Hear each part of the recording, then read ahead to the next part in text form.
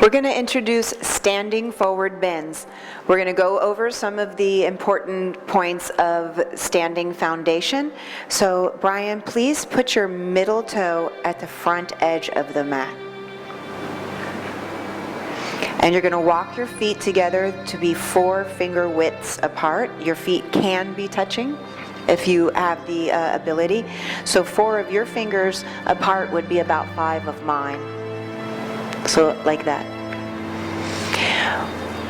Quickly, why 4 fingers apart? Your sit bones are about, if you wanted to check, 4 of your fingers apart. So that would mean that his femur are directly under the hips. So hold your toes up, and you're going to find the 4 corners of your feet. That's the ball of the big toe, the ball of the pinky toe, the inside and outside heels. So hold your toes up again, please. And looking for the 4 corners of your feet. Keep them up. And you're going to keep the toes up and lean forward into the balls of your feet by pressing your shins forward. And you're going to lean your thighs backwards towards the wall, putting weight into your heels, and go back and forth, leaning into the balls of the feet and the heels, rocking back and forth, until you can hold stillness where there's equal weight at the front of the foot and the heel. Gently hug your shins towards each other. Pull the lower belly in. We're going to try to stack the ribs over the hips, shoulders over the ribs, ears over the shoulders. So you're going to slide your ears back.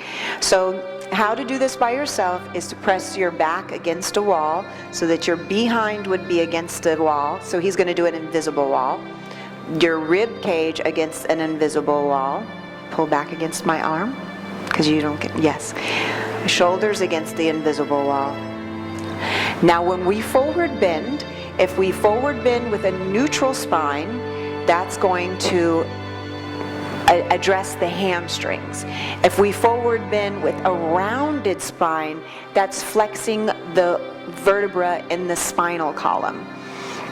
If you have a herniated disc, or if you have osteoporosis, forward flexion, forward bending is contraindicated.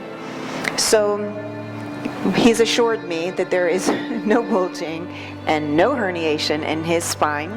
What do we believe? Hands on your waist.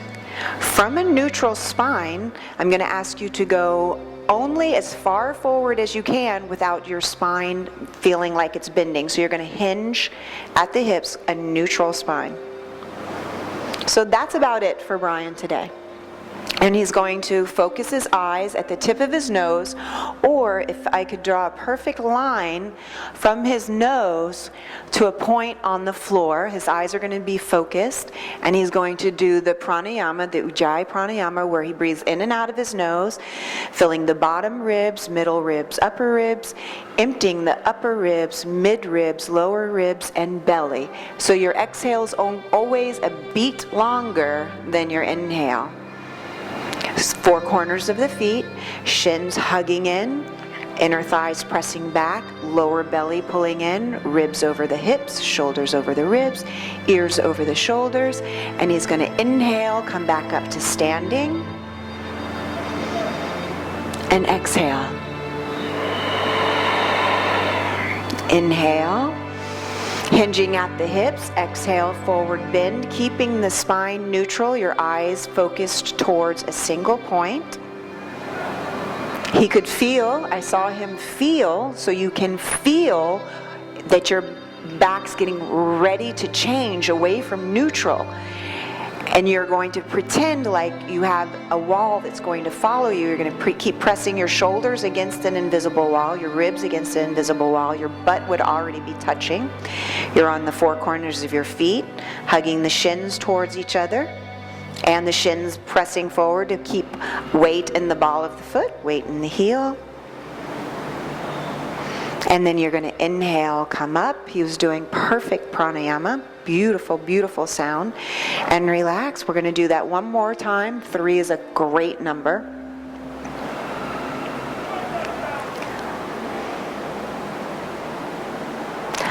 I know you cannot really see from that angle how much farther he just went.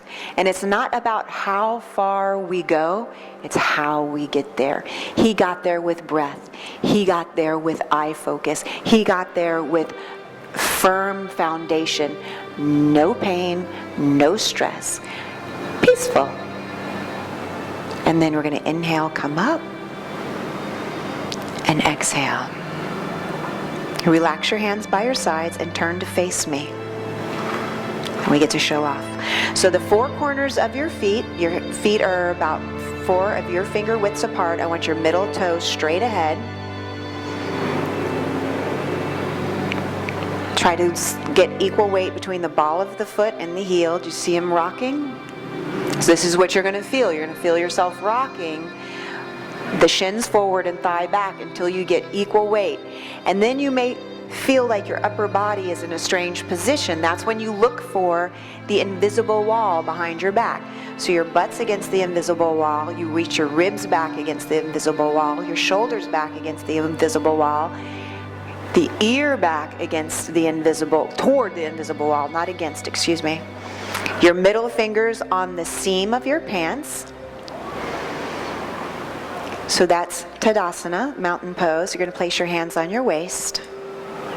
Inhale there, and on your next exhale, again, hinge at the hip with a neutral spine towards forward bending. So that's much further than the first time. So what we want to do now is to get a little bit farther down. We're going to allow the knees to bend so that he can come halfway down. So this is Ardha Uttanasana. So you're going to bend your knees and bend your knees and bend your knees and keep the neutral spine. Neutral spine. Good. Keep bending your knees and keep coming down. You could almost be in a squat before it's all over. So if I put a board on your back, you're going to reach your shoulders back towards that board. Yes. The back of your ears back towards that board, your tummy in. And now at the last moment, we're going to let the spine flex. He's going to reach his hands down towards his shins and round the spine and look at his belly button. You see, this is a flex spine. This is a rounded spine. And I bet he's a lot closer to his toes than he thought he was going to be. And he's breathing. His eyes are focused at the belly button. Place your hands on your waist. Bend your knees and come up to a neutral spine halfway. More neutral, more neutral, more neutral, more neutral, more neutral, more neutral, more neutral. And then inhale all the way up. So the whole point of this is that he doesn't need me, doesn't use me. He's using the words that I'm saying. You're using the words that I'm saying over and over and over again, that you find the four corners of your feet, shins hugging in, muscles firm around the leg bones, tummy in, hips over the ankles, ribs over the hips, shoulders over the ribs, ears over the shoulders. Relax your arms down.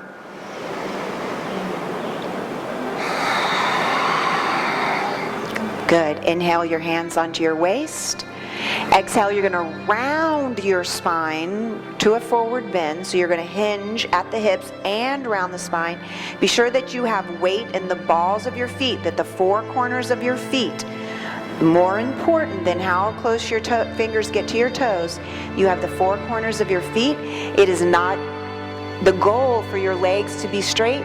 The goal is for your weight in the foundation to be proper, that there is no pain, that your eyes are focused, and that you're practicing pranayama. Place your hands on your waist, inhaling. Exhale to a neutral spine, so you might have to bend your knees a lot to find a neutral spine. Neutral, neutral, neutral, neutral, neutral, neutral, and you inhale to come up. So for the class and for the benefit of my StepFlix friends, I would like to know, how is that toe touching for you, Brian? Was that much better. Much better.